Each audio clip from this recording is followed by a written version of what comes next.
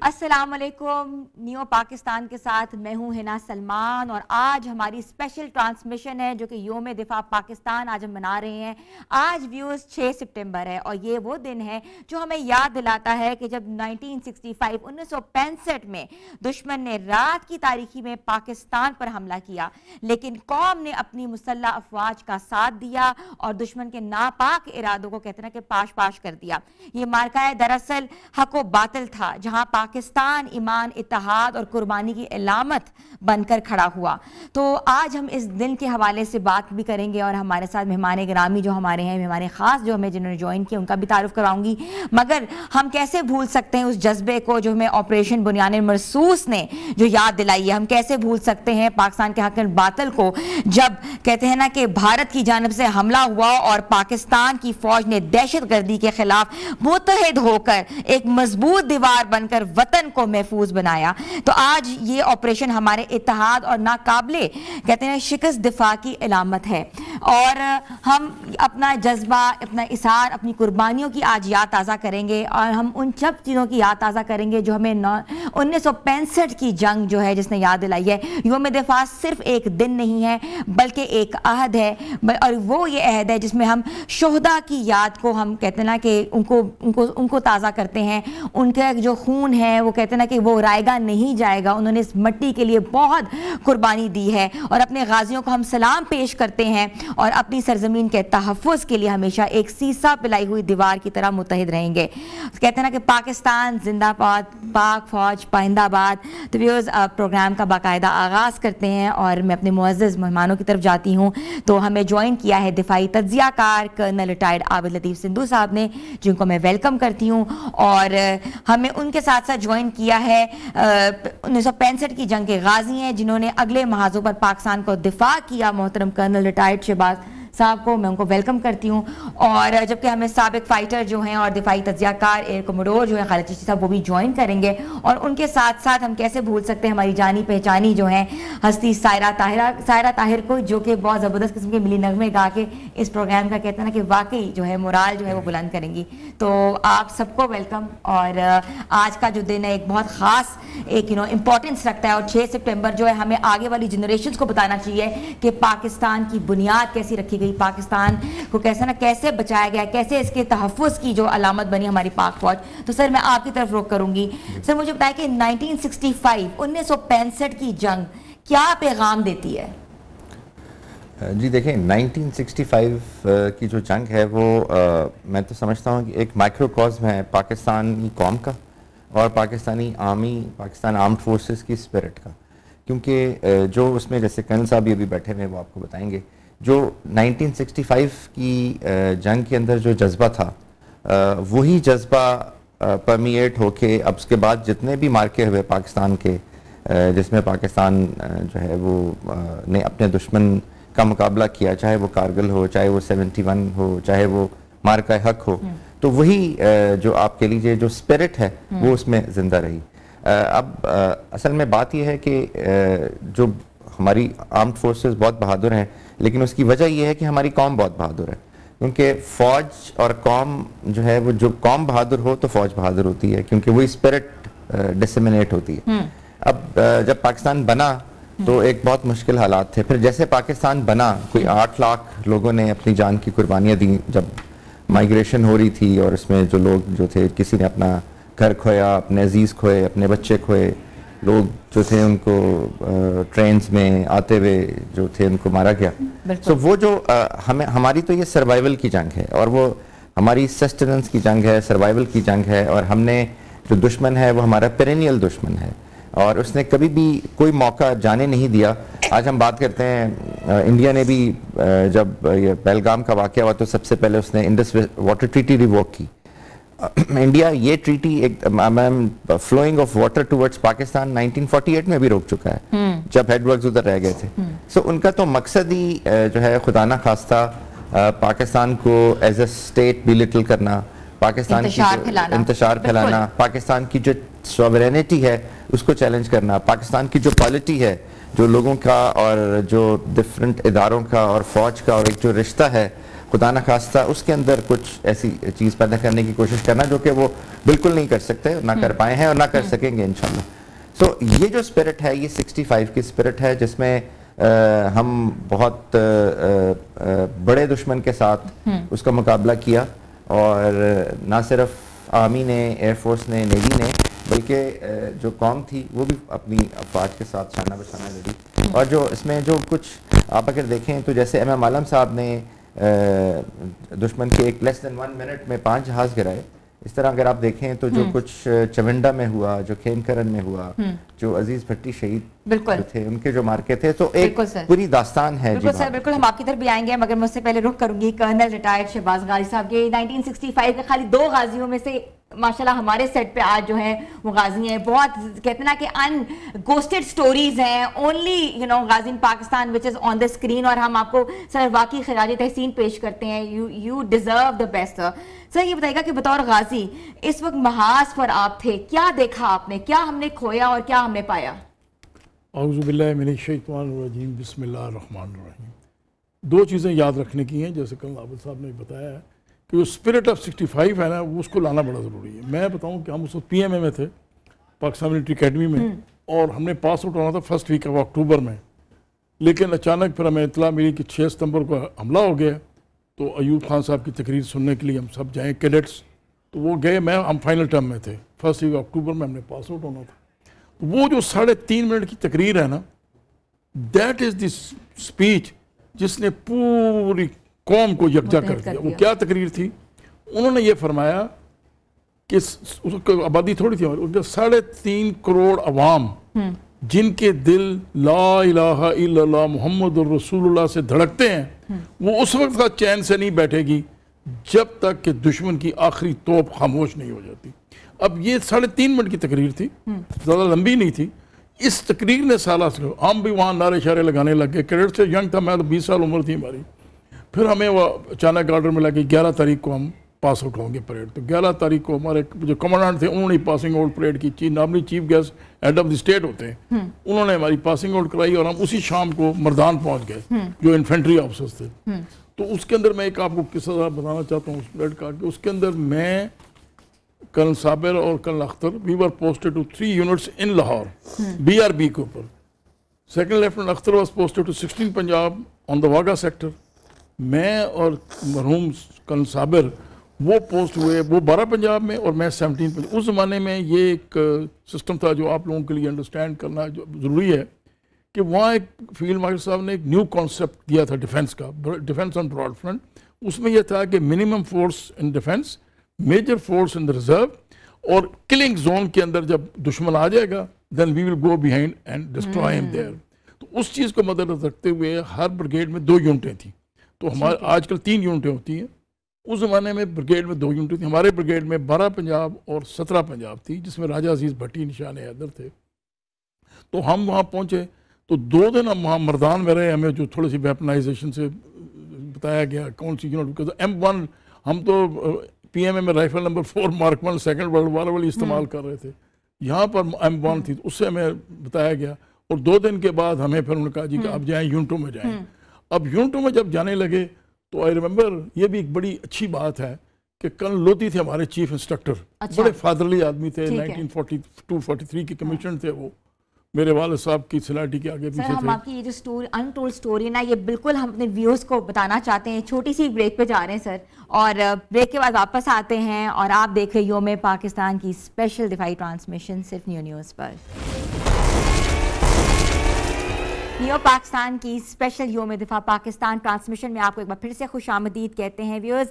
बात करते हैं 1965 की जंग के हवाले से। उन हीरोज़ को सलाम, उन कौम के बेटों को सलाम, और मैं रुख करूँगी कर्नल साहब का, जो कर्नल शहबाज साहब का, जो कि वाहिद गाजी हैं और 1965 की जंग उन्होंने विटनेस की हुई है, और वो बता रहे थे कि उनका ये जो मार्का था वो कहाँ से शुरू हुआ और कहाँ तक लेके गए। जी सर।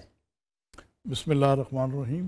तो मैं जैसे कहते हैं कि जब ख़त्म हुआ था वो ये है कि हम फिर वो जो कल हमारे लोधी चीफ इंस्ट्रक्टर थे, जो मैं बता रहा था, तो उन्होंने कहा क्वार्टर मास्टर को भी इनको वारंट दे दें। खैबर मेल चलती थी, बिकॉज सारे की जितनी लड़ाई थी वो सियालकोट में और लाहौर में हो रही थी, सब ने इधर ही जाना था। तो उन्होंने ये कहा कि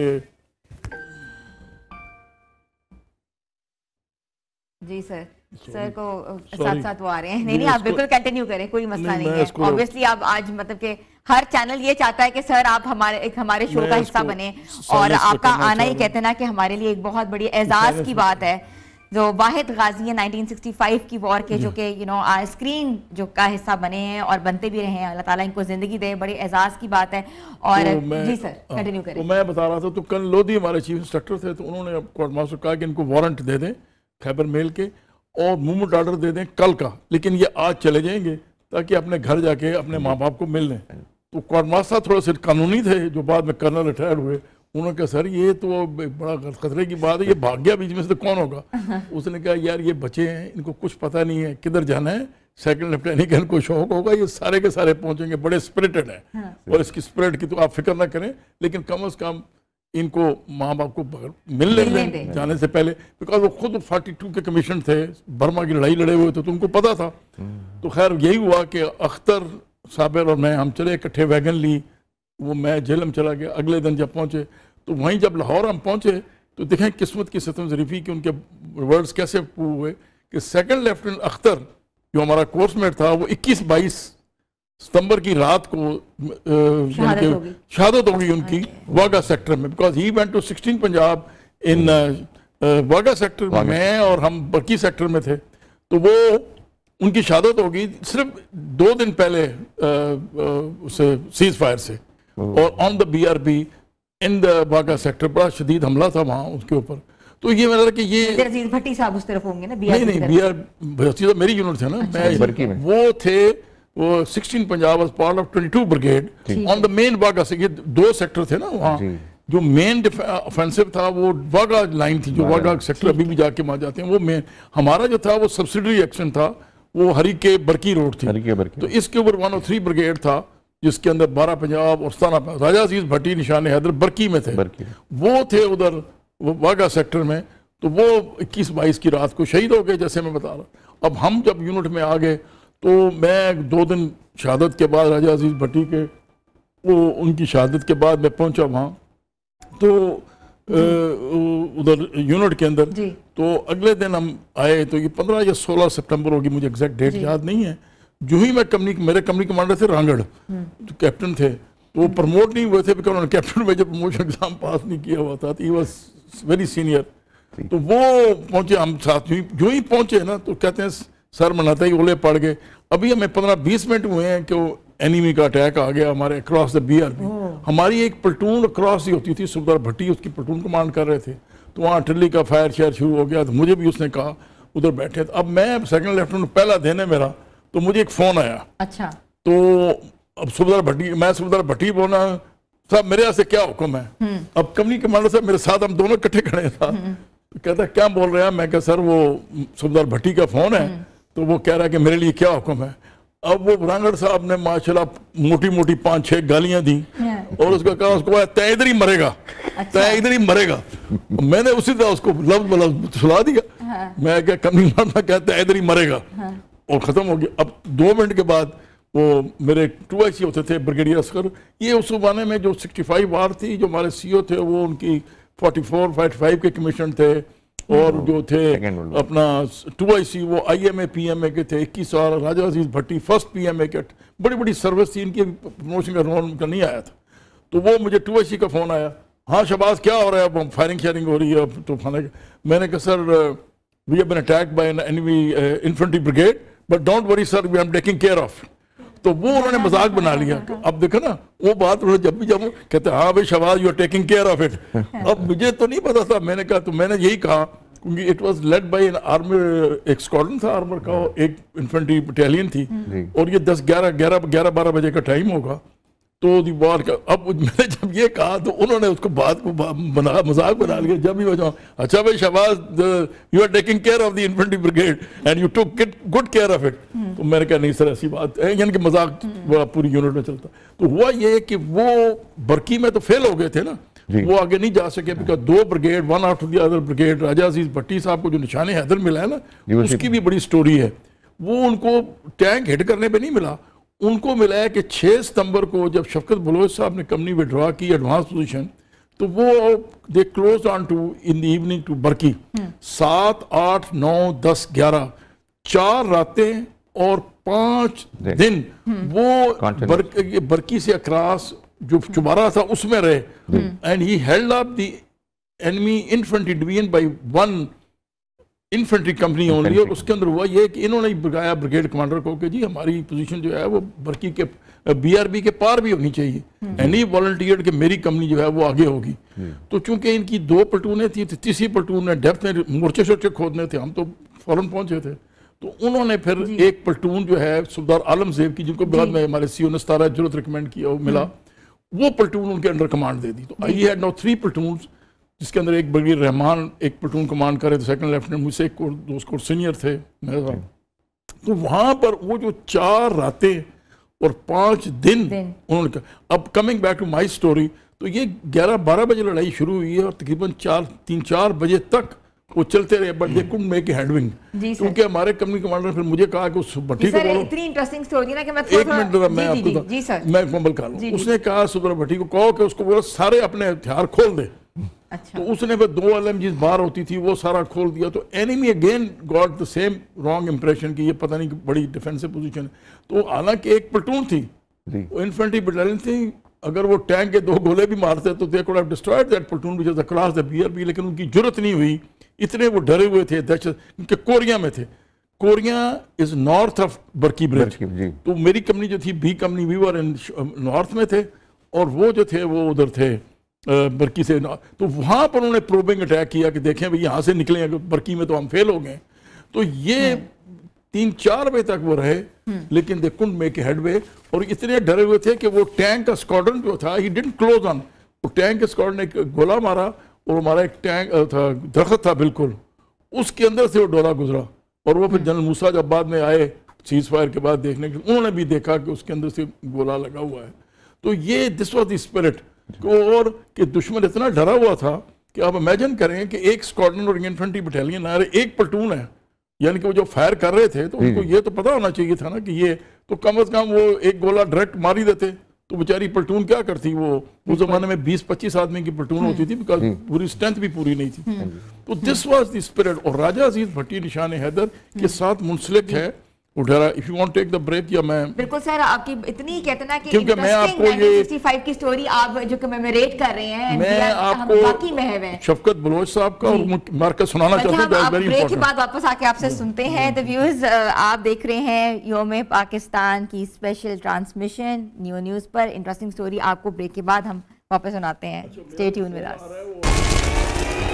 खूबसूरत आवाज़, सायरा की आवाज़ में हमने वाकई सुना है कि दिफाए वतन के लिए मिली नगमा होता है, कितना बड़ा एक्सप्रेशन होता है, कितना जज्बे को कहना कि आपको मलबला दिलाता है, जोश दिलाता है। और ये बहुत ही इंपॉर्टेंट कंपोनेंट है। एक स्पिरिट ऑफ कहते हैं ना कि जैसे स्पिरिट ऑफ इंडिपेंडेंस था, वैसे spirit of this war was very important for us. तो मेहमानों का सिलसिला व्यूअर्स जारी है, और हमें जिन मेहमान खास ने ज्वाइन किया है वो air commodore retired Khalid Chishti साहब, साबिक फाइटर पायलट भी रहे हुए, दिफाई तज्जियाकार भी हैं। हमें उनको शो में वेलकम करते हैं। अस्सलाम वालेकुम sir. Thank you very much. कैसे हैं सर आप? Thank you for having me. I am fine sir, pleasure is all hours. 6 सितंबर एक बहुत कहते ना कि बहुत सी कुर्बानियों की कहते ना कि याद ताज़ा करती है, उन जवानों की, उन माओं के शहीदों की, उस कौम की जिसने यकजा होकर इस मार्का है कितना हक के खिलाफ खड़े हुए हैं। तो आज आप इस मुनासबत से क्या बात करेंगे, और ख़ास तौर पर अगर हम पाक फ़ज़ाइया की बात करें कि पाक फ़ज़ाइया ने इस वक्त भारत की बड़ी एक कहते ना कि फ़िज़ाई क़ुव्वत को किस हिकमत अमली से हमने दिफा किया, उसके हवाले से बयान मनसूस के हवाले से मैं बात करना चाह रही हूँ। बहुत शुक्रिया है ना, आपने इनवाइट किया, और आपके चैनल के तवस्सुल से तमाम व्यूअर्स को और उन शोहदा की फैमिलीज़ को सलाम, जिनके तवस्सुल से और जिनके वसीले से हम यहाँ आज़ाद बैठे हैं, और उन गाजियों को भी सल्यूट ज़ाहिर है जिन्होंने इतना दिफा ज़बरदस्त तरीके से किया कि दुश्मन को आज भी याद है।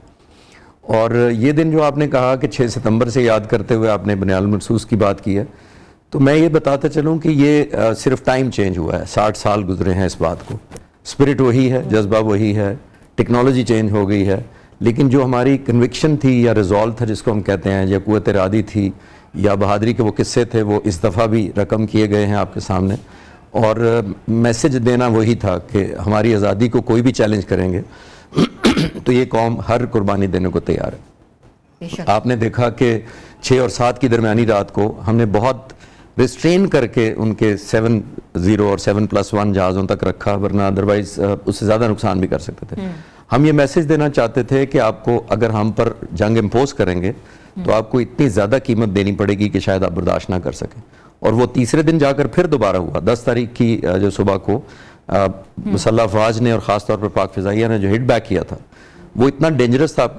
आपको याद होगा कि उस मैं अक्सर चैनल्स पर कैलकुलेट करके बता रहा था कि 1965 की पूरी जंग का जितना टनेज पाक फ़िज़ाइया ने हिंदुस्तान पर फेंका था वो 5 घंटों में से ज़्यादा ड्रॉप किया था, जिसकी वजह से ये जंग मारी थी। फिर हमने जो पाक फ़िज़ाइया की उन्हीं शाइनों ने S-400 जो मारा था, उनका जो मिसाइल था सरफेस टू एयर मिसाइल्स, वो 400 की जो डिजिट है वो है ही, उसकी रेंज है जिससे वो नज़दीक नहीं आने देता किसी जहाज़ को, मिसाइल को, किसी भी बैलिस्टिक को। तो वो जाकर हिट करना 600 किलोमीटर से वो देख लेता है। 32 किस्म के मिसाइल उसके पास होते हैं, मुख्तलिफ ऑप्शंस होती हैं कि कौन सा लीथल है। आवाज़ की रफ्तार से 15 गुना ज़्यादा उड़ता है वो मिसाइल, यानी तकरीबन 17,000 किलोमीटर स्पीड पर आपकी तरफ आता है, जब ये जहाज़ 1000 किलोमीटर की स्पीड पर जा रहा होता है अप्रॉक्सीमेट। तो मैं ये कह रहा हूँ इतने बड़े डेयरिंग मिशन करना, जज्बा जैसे मैं अर्ज़ किया कि वही का वही है, लोग चेंज हो गए हैं, लेकिन जो हमारे पे लेगेसी है, हम जैसे लोगों को ये ऑनर है कि हमने एयर मार्शल नूर खान से, एम आलम साहब से वो बातें सुनी जो उन्होंने जिन पर अमल दरामद किया, और हमने आज कर समझ कर अपनी अगली नस्ल को पास किया। तो हमें भी दोनों तरफ से फ़ख्र है इन लोगों से जिनसे हमने सुनी और जिनको पास की, उन्होंने कितनी एक्सपेक्टेशन पे पूरे उतरे, ना सिर्फ एक्सपेक्टेशन बल्कि शायद कौम की जो एक्सपेक्टेशन से ज़्यादा निकले। क्योंकि 7 जहाज़ों को देखिए, 125 जहाज़ रात को थे, ये BBC और CNN ने कन्फर्म किया है। रात के 12:30 बजे हो रहे हैं जब जहाज़ एक दूसरे को देख नहीं पा रहे, इतनी दूर हैं, कॉम्बैट हो रही है, सब जहाज़ों के पास बियॉन्ड विजुअल रेंज मिसाइल है, और 7 जहाज़ों को मार गिराना और खुद तमाम के तमाम पाक फ़िज़ाइया के शाइनों का बचकर लैंड करना, ये उतनी ही बड़ी बहादुरी थी। जो मेरे सीनियर ऑफिसर्स यहाँ बैठे हुए हैं मिलिट्री के, they will agree with me, और जो सुन रहे हैं वो एग्री करेंगे कि देखिए उनके पास तकरीबन 85 से 90 जहाज़ उस तरफ भी उड़ रहे थे, उनके पास भी वही मिसाइल थे। उससे ज़्यादा खतरनाक राफेल के पास इक्विपमेंट है एंटी जैमिंग और सेल्फ प्रोटेक्शन का, लेकिन उसको डिसीव करके वहां तक पहुंचना ये ऐसे नहीं होता। ये होता ऐसे है कि आप रियल वॉर लाइक सिनेरियो में ट्रेनिंग करते हैं। मैं अपनी डॉक्यूमेंट्रीज बनाता रहा हूँ पिछले 6 साल से, और मुझे एजाज था कि चंद हफ्ते पहले मैं इन्हीं J-10C पायलट से और इन्हीं JF-17 थंडर पायलट से मिलकर आया था, पूरा दिन गुजार कर आया था। अच्छा। और मैं रिजॉल्व देख कर आया था, और आकर मैंने एक वीडियो अपलोड की थी 1 सितंबर को, फर्स्ट मई को 5 दिन पहले। तो उसमें मैंने यही कहा था, क्योंकि मैं तैयारी देख कर आया था, मैं फाइटर पायलट रहने की वजह से उसी स्क्वाड्रन में था जो 15 स्क्वाड्रन है जिसने ये जहाज मारे हैं, मेरा भी वो पहला स्क्वाड्रन वही था ट्रेनिंग के बाद। तो मैं कनेक्ट कर पाता था कि ये जो नौजवान है ये कहीं ज्यादा लीथली इक्विप्ड हैं, इनके पास जो वेपन्स हैं, इनके जो मिसाइल्स हैं, जो इनके पास टेक्नोलॉजी और रडार है, ये सरप्राइज देंगे एनिमी को। अल्हम्दुलिल्लाह वही हुआ, अल्लाह ताला की ब्लेसिंग के बाद, इस कौम की सपोर्ट के बाद आपने देखा कि क्या मार्का हक में कहां तक परफॉर्मेंस दी। मार्का हक में ना हमने देखा कि कौम बड़ी यकजा हो गई है, जो भी कहते ना कि एक नए तरीके से एक एक्सप्रेशन जो है यूथ में आया, दैट वाज वेरी इंपॉर्टेंट। तो मैं कल से आपकी तरफ रुख करूंगी, आप क्या समझते हैं कि 65 की जंग ने पाकिस्तान की दिफाई पॉलिसी पर क्या असरार डाले हैं? जी देखिए, अभी जैसे एयर कमांडर साहब बात कर रहे थे, ये इत्तेफाक की बात है कि इस मार्का हक से कुछ महीना पहले मेरी इनसे फ़ोन पे बात हुई, तो उसमें J-10C का थोड़ा सा जिक्र आया। तो मुझे सर ने बताया कि इन्होंने बताया कि मैं वहाँ से पायलट्स वगैरह से मिल के आया हूँ, और मैंने उनसे पूछा कि सर ये कैसे हैं, क्या हैं, तो मुझे इनका जुमला याद है। इन्होंने कहा कि मुझे इंडियन एयरफोर्स पे तरस आता है। मुझे उस वक्त वो जुमला समझ नहीं आया, ये जुमला मुझे मार्का हक में समझ आया, क्योंकि ये तो बीइंग हिमसेल्फ अ पायलट और फिर एक्सेस टू दोज थिंग्स, वो ज़ाहिर है इनको तो शायद अंदाज़ा हो गया था। देखिए, कोई भी जो जंग है ना, वो 3 फैक्टर्स डिसाइड करते हैं, एक ज्योग्राफी, एक टैक्टिक्स और एक टेक्नोलॉजी। सो जो इस मार्का हक में जो डिमॉन्स्ट्रेशन था इन तीनों का, इन तीनों की एप्लीकेशन जिस तरीके से एयरफोर्स ने परफॉर्म किया, जिस तरीके से आर्मी ने परफॉर्म किया सियालकोट सेक्टर में, LOC के ऊपर, कश्मीर के अंदर भी बहुत सारा हुआ। इवन आर्मी की बहुत सारी जो हैं, आप कह लीजिए बहुत सारी वो पोस्टें छोड़ के, आई मीन मोर देन 13 अपनी लोकेशंस छोड़ के इंडियंस भाग गए। शायद ये लोगों को अंदाज़ा नहीं है। फिर जो कुछ वहाँ पे हुआ वो भी खैर एक लंबी दास्तान है, लेकिन जो आप 65 की स्पिरिट की बात कर रही हैं, वो स्पिरिट अभी भी जिंदा है। एक्चुअली वही लेगेसी है, क्योंकि जैसे अभी बात कर रहे थे सर भी के जब एयरफोर्स के जो सिंबल्स हैं, एयर मार्शल नूर खान है, एयर मार्शल असगर खान है, तो एक्चुअली जो तबलीग है और लीडरशिप वो सिखाई नहीं जाती, वो डिमॉन्स्ट्रेट होती है। तो वही जो हमारे बड़े हैं, जैसे कर्नल साहब भी बैठे हुए हैं, जो कुछ इन्होंने 65 में किया वो एक लेगेसी है, वो मिलिट्री हिस्ट्री में, वो जब एंटीडोट होते हैं, जब आप मेस में बैठ के बात करते हैं, जब आप बड़ों की बात करते हैं, तो वो सारे वाकयात, वो सारी चीज़ें रिपीट की जाती हैं। यंगस्टर्स उनसे सीखते हैं क्योंकि वो डिमॉन्स्ट्रेटिव आप कह लीजिए कि एक लेगेसी होती है। तो आई थिंक वही स्पिरिट 65 में था, वही स्पिरिट कैरी ऑन हुआ हर मार्के के अंदर जो उसके बाद हुआ, और वो जो सेक्रीफाइस का, कौम का, सबका एक होना, कौम का सपोर्ट करना, वही देखिए अब कौम ने मार के हक में भी बिल्कुल वैसे ही अपनी फौज के साथ खड़ी थी जैसे 65 में थी। बिल्कुल सर ऐसा ही है। और वाकई जो कहते हैं ना कि स्टोरीज जो हमने सुनी है, जो अनटोल्ड स्टोरीज हमने सर से सुनी है, बिल्कुल हम चाहेंगे कि मजीद भी आपसे सुने, लेकिन छोटी सी हम ब्रेक पे जा रहे हैं और ब्रेक के बाद हम वापस आते हैं। आप देख रहे हैं यौम दिफा पाकिस्तान की स्पेशल ट्रांसमिशन सिर्फ न्यू न्यूज़ पर। यौम दिफा पाकिस्तान की स्पेशल ट्रांसमिशन में आपको एक बार फिर से हम खुशामदीद कहते हैं। हमारे मेहमान ग्रामी हमारे साथ मौजूद हैं और आज हमें 1965 की जंग के हवाले से जो सिनेरियो था उसके ऊपर कि बहुत सी हम गुफ्तगू कर रहे हैं, लेकिन मैं रुख करूँगी कर्नल रिटायर्ड शहबाज गाजी जंग 1965 की तरफ, जो कि हमें अनटोल्ड स्टोरीज बता रहे थे। जी सर। बिस्मिल्लाहिर्रहमानिर्रहीम। मैं उसको कनेक्ट अप करना चाह रहा था थोड़ा सा, 65 को 10th मई की जो है 7-9 मई की मार के हक के साथ कलेक्ट अप करना चाह रहा हूँ। और मैं एक जो कर्नल साहब ने कहा है उसको मैं ऐड करना चाहता हूँ। 3 फैक्टर ने कहा है, 4 फैक्टर है। चौथा factor is the most important which dominate the 3 factor is the leadership. जो ह्यूमन एंगल है ना, वो that's the most. Anyway, coming back to Shafqat Baloch साहब, मैं आपको एक कहानी सुना दूँ फिर मैं उसको कनेक्ट अप करता हूँ। शफकत बलोच साहब हमारे जो थे तो दूसरी डेल्टा कमी थे, होडियारा ड्रेन पे उन्होंने एडवांस पोजीशन लगाई हुई थी। एक दिन जनाब उनको एक पार्सल मिला, लड़ाई ख़त्म हो चुकी थी, वी वर ओवर, तो he got a parcel from Karachi. और उस ज़माने में तो टेलीफोन तो सवाल ही पता नहीं होता था। उसके साथ एक ख़त था। एक बेवा खातून थी, हेड मिस्ट्रेस थी, उनके खामन 47 में शहीद हो गए थे वेलकमिंग टू पाकिस्तान।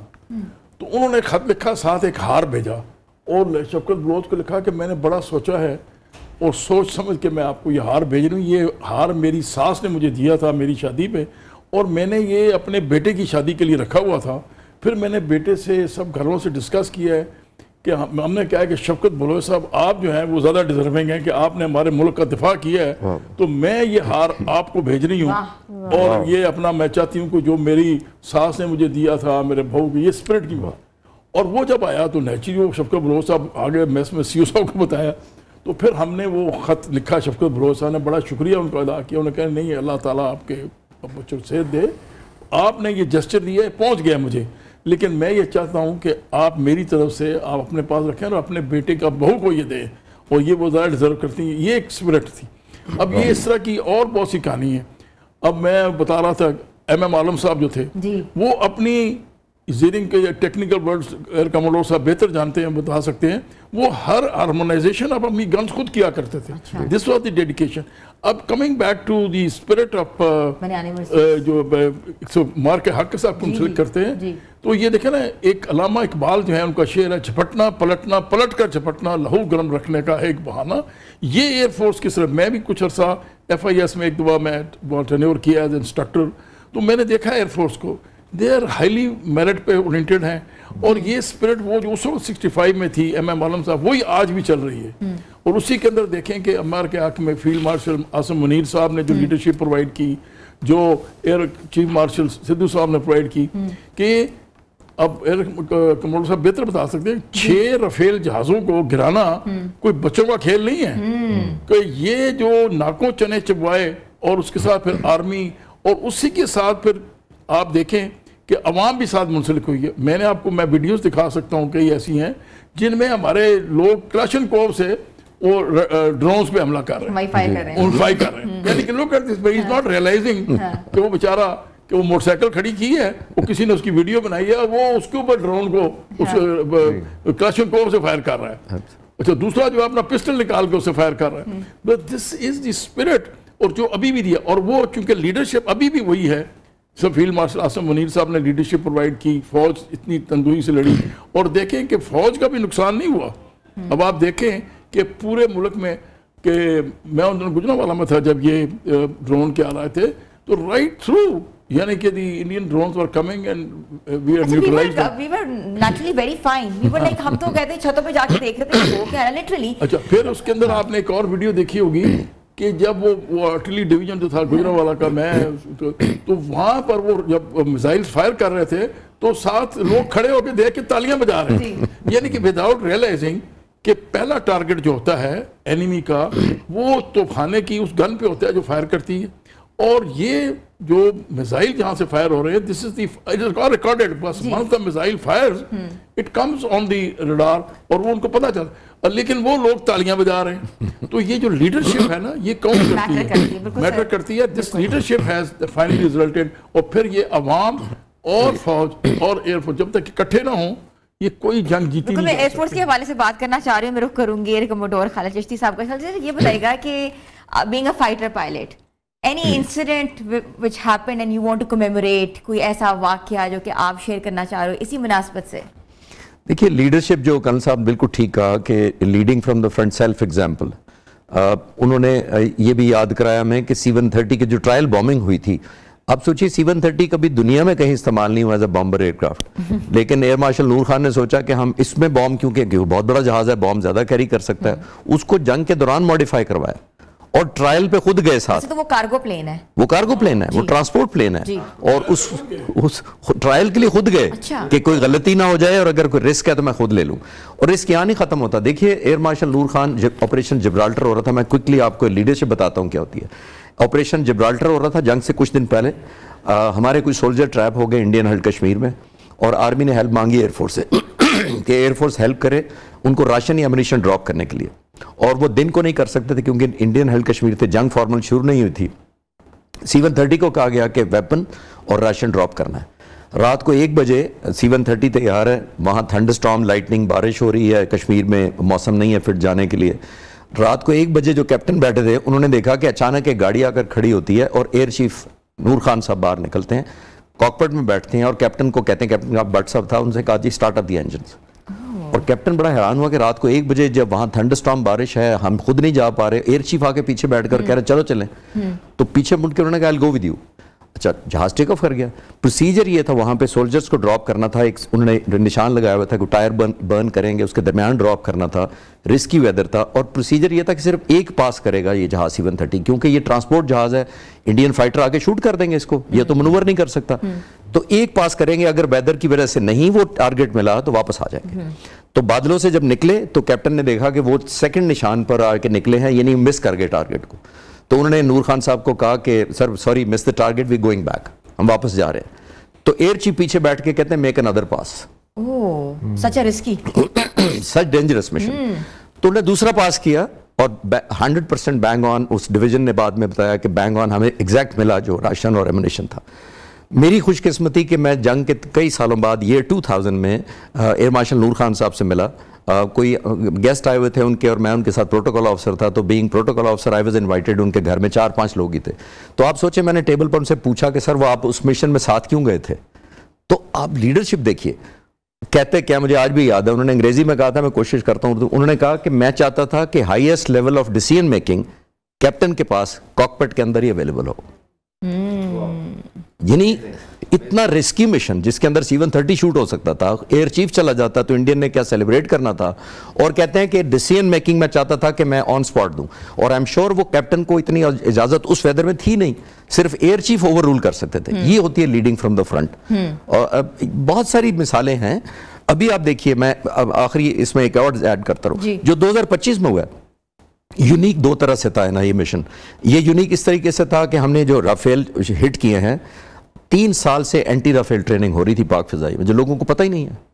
टारगेटेड था कि जब भी जंग हुई हमने राफेल टारगेट करना है, बिकॉज वो उनका एक प्राइड है और उनकी विश लिस्ट में था इंडियन प्राइम मिनिस्टर की, उसको मारना है। मैं एज अ फाइटर पायलट आपको कह सकता हूं कि हमें बताया जाता है मिशन से पहले कि आपका ये डिफेंसिव मिशन होगा जब आप जाएंगे, या ऑफेंसिव मिशन होगा, यानी कि या आप इनसाइड डिफेंड करेंगे या दुश्मन के उस पार जाकर अटैक करेंगे। तो ये यूनिक मिशन था, ये डिफेंसिव मिशन था। जब 85-90 के करीब जहाज आ रहे हैं, ये डिफेंड करने गए, हवा में ही इनको ऑफेंस करने का कहा गया। और ये यूनिक मिशन था जिसके अंदर टेक ऑफ पे ही हमें आमतौर पे पूछना पड़ता है, जब अब जहाज आप शूटिंग पोजीशन पर आते हैं तो पूछना पड़ता है कि should I shoot now, I can, मतलब मैं मार सकता हूँ, क्लियरेंस लेनी पड़ती है।